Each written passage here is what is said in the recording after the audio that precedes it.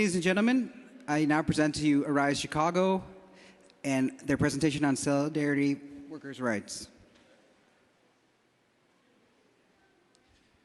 Good evening, everybody. It's wonderful to be with all of you, and I know it's the end of the day, and after that wonderful music, it's probably difficult to rally to listen to about solidarity and worker rights, but let's do as much as we can. But it's great to be here and to celebrate Interfaith Week with all of you. As we know, the interfaith community then is so critical to worker rights, and so only working together are we able to solve so many of the problems that exist in the workplace today. To give a little bit of a background on Arise, which it's up there, but it's also in the 1991 back there. Arise was founded by 3 religious leaders. So instead of the start of a bad joke, if you will, 3 religious leaders came together to say we need, in 1991, to bring a moral response to what was happening in the workplace. So many religious leaders had soup kitchens at their congregations, and they were realizing that so many of the people that were using their services were working. And not only that, they were working full-time. And they were wondering, why is it that people who are working full-time are living in poverty? And we need a moral response to this. And so they created Arise Chicago to respond to these issues. And we currently work with low-wage, largely immigrant workers. And there's a reason why we talk about the intersectionality of immigration and work and why it's so important to talk about those 2 issues, as in they're 2 sides of the same coin. Because why is it that people immigrate? Outside of refugees, the vast majority of people immigrate to work. And while immigration is not a new issue, right? People have been immigrated since the history of time. More people today are working in countries other than where they were born than at any other time in human history. And so the issue of immigration, as we'll hear from ICDI, is critically important. But we can't just talk about immigration. We have to talk about work and your rights at the workplace. And what so happens with so many people are forced to immigrate because they're economically displaced from their country, right? And we think of borders, and borders are becoming more and more obsolete because now large corporations are pushing people to immigrate, not countries' borders themselves. And so we have to talk about this as an issue. And it's also important to remember that immigration is not just a U.S. phenomenon. We think of immigration to the United States, but again, this is a worldwide phenomenon, and we have to make the connection between your rights at work and immigration if we're going to change anything, if we're going to solve so many of the crises that happen to our immigrant brothers and sisters. We did a recent study with University of Illinois at Chicago that said $7.3 million is stolen from low-wage workers every week here in Cook County. So over $1 million a day is stolen from low-wage workers. And why is that? Through the underpayment or non-payment of wages. And at a national level, that's $50 billion is stolen from low-wage workers. And it's important, I think, that's the reality, and that's been the reality. Economic exploitation, the United States economy has been driven by the economic exploitation of low-wage workers since the beginning of the country. But it's also, I think, important to note the connection between rights at work and immigration, because before 1986, there were no laws between your right to work and your immigration status. This is a relatively new phenomenon. And if I looked up recently the speeches of Dr. King, since it was recently Martin Luther King Day, and Dr. King never really directly addressed the issue of immigration. And so much of that is because these laws are relatively new, 1986. But so many people remember in 2006 the Sensenbrenner bill that would make it criminal, a felony, to immigrate to the United States. And it would be a felony for people who purposely interact with those without proper documentation. And I say all these because it's important to remember, like we hear someone's illegal or legal. The status is changed by the political whims of the country.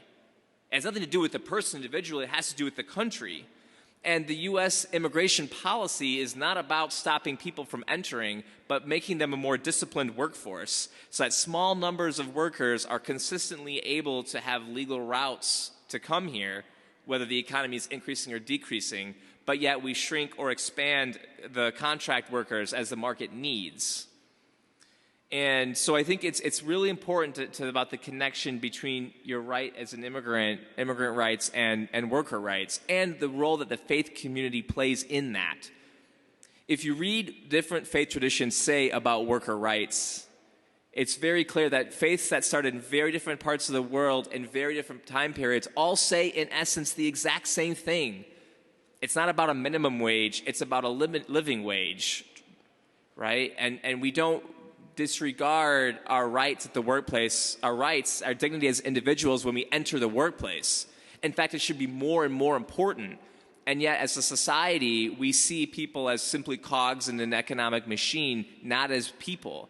But our faith compels us to remember that we're all humans in this together.